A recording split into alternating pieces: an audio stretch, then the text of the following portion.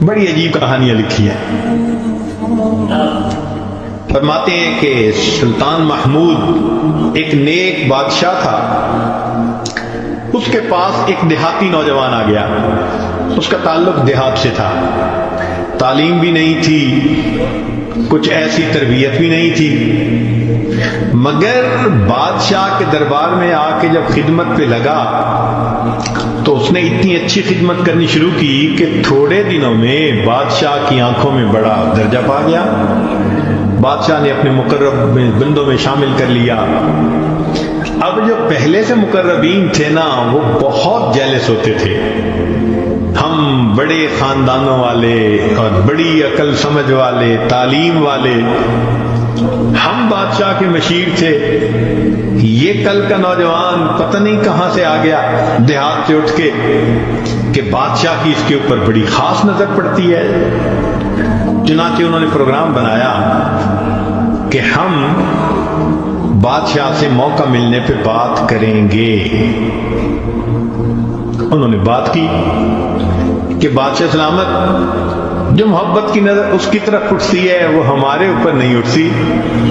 حسب میں ہم اچھے, نسب میں ہم اچھے, مال میں ہم اچھے, عقل میں ہم اچھے, لیکن محبت کی نظر اس کو جو مل گئی وہ ہمیں نہیں مل رہی. تو بادشاہ نے کہا کہ اچھا, میں کسی موقع پہ اس کا جواب دوں گا. اب بادشاہ نے کیا کیا کہ ایک پھل منگوایا جو بہت کڑوا تھا. کاشیں بنوائیں اور کاشیں ان سب لوگوں میں تقسیم کر دیں جو اعتراض کرنے والے تھے, اور ایاز بھی وہیں بیٹھا تھا. تو جس جس کو وہ کاش ملی اس نے منہ میں ڈالا, تھو تھو. بادشاہ سلامت بڑا بہت کڑوا, توبہ توبہ بہت کڑوا. سب نے اپنے منہ سے وہ پھل نکال دیا اور کہا کہ بادشاہ سلامت یہ بہت کڑوا ہے. تو بادشاہ نے جب ایاز کو دیکھا تو وہ مزے سے کھا رہا تھا. تو بادشاہ نے اس سے پوچھا کہ ایاز, یہ کاش میٹھی ہے جو اتنے مزے سے کھا رہے ہو؟ اس نے کہا بادشاہ سلامت ہے تو کڑوی, کھاتے کیوں جا رہے ہو؟ اس نے کہا بادشاہ سلامت میرے دل میں یہ بات آئی کہ جس بادشاہ کے ہاتھوں سے میں زندگی بھر میٹھی چیزیں لے کے کھاتا رہا, اگر آج مجھے کڑوی بھی مل گئی تو میں اس کو واپس کیسے کروں؟ عمر بھر میٹھی چیزیں لے کے کھاتا رہا, آج کڑوی بھی مل گئی تو واپس کیسے کروں؟ کاش کہ یہ چیز ہمارے اندر آ جاتی کہ جس پروردگار کی نعمتوں سے ساری زندگی ہم انجوائے کرتے رہتے ہیں, اگر کبھی کوئی اس کی طرف سے آزمائش کی گھڑی بھی آ جائے تو ہم پھر شکوہ کیوں کرتے ہیں؟ اب بادشاہ نے سوچا کہ بھائی یہ لوگ جو بہت اعتراض کرنے والے تھے نا, ان کے سامنے کوئی اور ایسا ہیلا کرنا چاہیے کہ ذرا ان کو بات سمجھ میں آ جائے. تو ایک دن بادشاہ آیا اور اس نے کہا کہ دیکھو بھائی, آج میں تم سب کی عقل کا امتحان لوں گا, تمہارا آئی کیو لیول دیکھوں گا کیا ہے, اور میں دیکھتا ہوں کہ کون اس میں پاس ہوتا ہے. اب جب بتا دیا تو سب بڑے محتاط ہو گئے. بادشاہ نے ایک موٹا سارا ہیرا دکھایا, دیکھو یہ کتنا قیمتی ہے, کتنا چمکدار ہے, اور ایک ہتھوڑا بھی ساتھ دیا, اور پہلے کو کہا کہ جی یہ ذرا ہیرا جو ہے توڑ کے دکھاؤ. اب وہ سمجھ رہا تھا کہ بادشاہ نے ہم سے امتحان لینا ہے ہماری سمجھداری کا.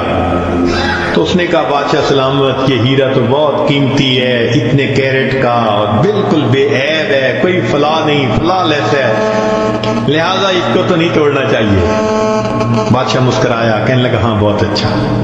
تو وہ سمجھا کہ بھائی میں نے بادشاہ کو کنونس کر دیا, چنانچہ دوسرے کو دیا, اس نے بھی اسی قسم کی لاجک, تیسرے کو دیا, اس نے بھی لاجک. جتنے اعتراض کرنے والے تھے سب کو ہیرا ہتھوڑا دیتے رہے, وہ یہی لاجک دیتے رہے اور معذرت کرتے رہے, حتیٰ کہ بادشاہ نے وہ ہیرا ایاز کے ہاتھ میں پکڑایا.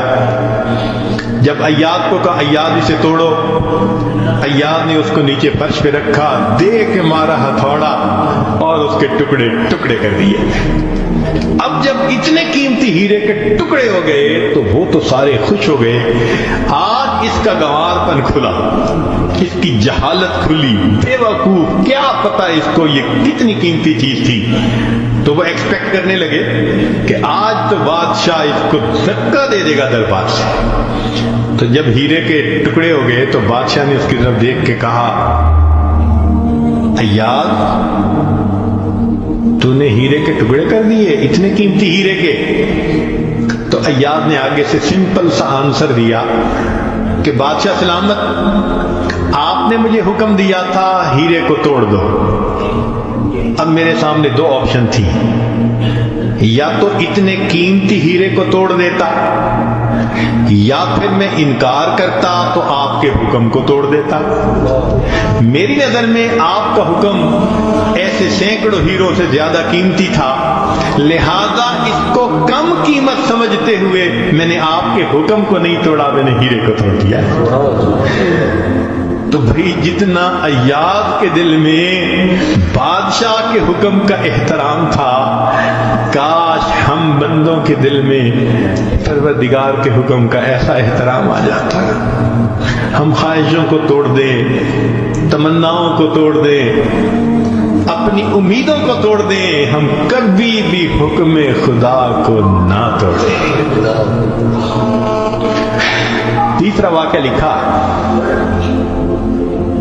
کہ ایک دن ایک معترض جو تھا وہ آیا اور اس نے کہا کہ بادشاہ سلامت، یہ جو آپ کا زیادہ ہے نا چہیتا ایاز، ہمیں لگتا ہے کہ یہ خزانے سے چیزیں چراتا ہے، ہمیں تو شک ہے۔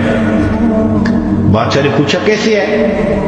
اس نے کہا جی ایک جگہ کلوزٹ بنائی ہوئی ہے اس نے، اور یہ صبح و شام اس کلوزٹ کا دروازہ کھولتا ہے اور دیکھتا رہتا ہے اور تالا لگا کے چابی اپنے پاس رکھتا ہے، چابی کسی کے ہاتھ میں نہیں دیتا۔ تو بادشاہ سلامت، ہمیں تو پکا شک ہے کہ آپ کے خزانے سے اس نے قیمتی چیزیں چرا کے رکھی ہیں اور یہ صبح و شام دیکھتا ہے۔ بادشاہ نے اسی وقت ایاد کو بلوا لیا، لوگوں کے سامنے پوچھا، ایاد تمہاری کوئی کلوزٹ ہے ایسی؟ جی۔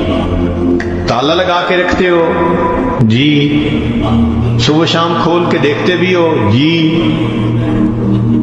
لاؤ چابی اس کی۔ ایاد نے چابی نکال کے دے دی۔ بادشاہ نے ایک آدمی کو بھیجا کہ جاؤ اور کلوزٹ میں جو کچھ پڑا ہے سب اٹھا کے یہ کہ لے کے آؤ۔ اب جب وہ گیا تو ایاد تو مطمئن کھڑا رہا، مگر معترضین بڑے خوش ہوئے، آج پکڑا گیا، آج سمجھ لگے گی بادشاہ کو یہ کیسا بددیانت انسان۔ تھوڑی دیر گزری تو جو گیا تھا وہ تالا کھول کے کیا دیکھتا ہے کہ اس میں ایک پرانا سا لباس ہے اور ایک پرانا سا جوتا رکھا ہوا اور کچھ بھی نہیں۔ بڑا حیران ہوا، اس کو یہ صبح بھی دیکھتا ہے شام بھی دیکھتا ہے۔ وہ اس کو لے کے بادشاہ کے پاس آیا۔ بادشاہ سلامت کلوزٹ میں یہ دو چیزیں تھیں۔ بادشاہ نے کہا ایاد بس یہی کچھ تھا؟ جی یہی تھا۔ ایاد یہ تو اتنی قیمتی نہیں کہ تم ان کو تالے میں رکھو اور صبح شام اس کو جا جا کے دیکھو۔ ایاد نے کہا کہ بادشاہ سلامت میرے لیے قیمتی ہے۔ پوچھا کیوں؟ کہ بادشاہ سلامت، جب میں پہلی مرتبہ آپ کی خدمت میں حاضر ہوا تھا، میں دیہاتی سا لڑکا تھا، یہ تہبند باندھی تھی، یہ کرتا پہنا تھا، یہ جوتا پہنا ہوا تھا، میں نے اس کو اپنے لیے پریزرو کر کے رکھ لیا۔ اب روز صبح اور شام میں دروازہ کھولتا ہوں اپنے نفس کو مخاطب کر کے کہتا ہوں، ایاز بادشاہ کے احسانات کو مت بھولنا، تمہیں جو اس نے رتبہ دیا تمہاری اوقات تو یہ تھی، تمہاری اوقات یہ تھی۔ میں صبح بھی اپنے آپ کو یاد دلاتا ہوں، میں شام بھی اپنے آپ کو یاد دلاتا ہوں۔ مولانا لکھتے ہیں کاش کہ یہ صرف اللہ ہمیں بھی عطا فرماتا، ہم بھی اپنے ابتدا کو دیکھتے، کیا حال تھا،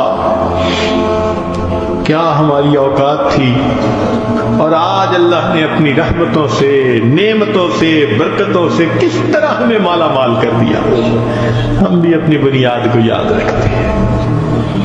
تو اگر ایک دنیا کا غلام اپنے مالک کے حکم کو اتنا قیمتی سمجھتا ہے تو ہم تو اللہ کے ویسے ہی بندے ہیں، غلام سے بھی ایک درجہ نیچے، ہم تو اللہ کی ملک ہیں، مخلوق ہیں اس کی۔ لہذا ہمیں چاہیے کہ اللہ رب العزت کے حکم کی عظمت کو سامنے رکھیں، ہمیشہ خیال رکھیں کہ حکم خدا کبھی بھی ٹوٹنے نہ پائے۔